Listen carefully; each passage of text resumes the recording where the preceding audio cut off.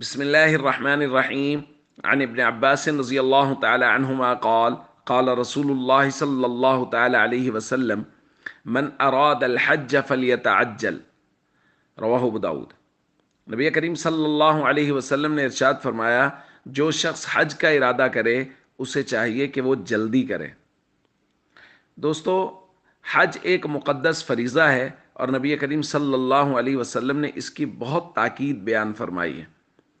اور نبی کریم صلی اللہ علیہ وسلم فرما رہے ہیں کہ جس شخص کے پاس حج کا نصاب مکمل ہو جائے پھر اس کو قطعاً تاخیر کرنے کی اجازت نہیں ہے، اس کو چاہیے کہ پہلی فرصت میں حج کا پروسیس شروع کر دے۔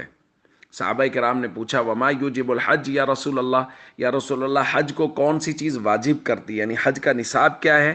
تو نبی کریم صلی اللہ علیہ وسلم نے بیان فرمایا، الزاد والراحلہ، آنے جانے کا خرچ، اسی طرح وہ لوگ جو زیر کفالت ہیں ان کا بھی خرچ، اور سفر کی سہولت اگر میسر ہے تو حج کرنا لازم ہے۔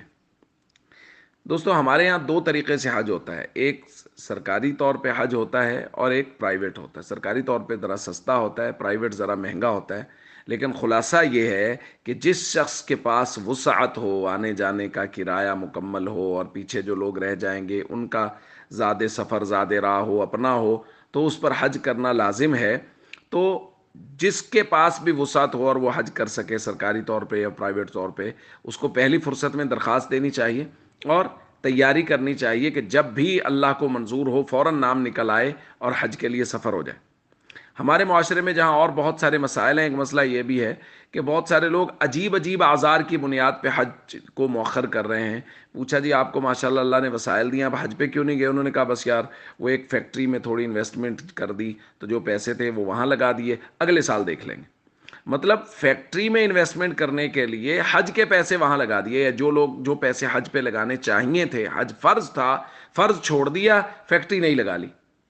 تو بھائی اللہ کا شکر ادا کریں کہ اللہ نے اس قابل بنایا اور اللہ نے اتنی مالی وسعت عطا کی کہ حج جیسا مقدس فریضہ ادا کیا جا سکتا تھا، تو اس کو چھوڑ کے مالی انویسٹمنٹ، کسی جگہ مالی نفع کے لیے اگر پیسے لگا دیے اور حج نہیں کیا، تو اس سے بڑی بدبختی اور کوئی نہیں۔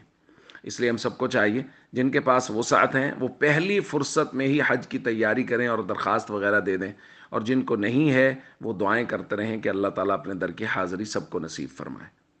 السلام علیکم ورحمۃ اللہ وبرکاتہ۔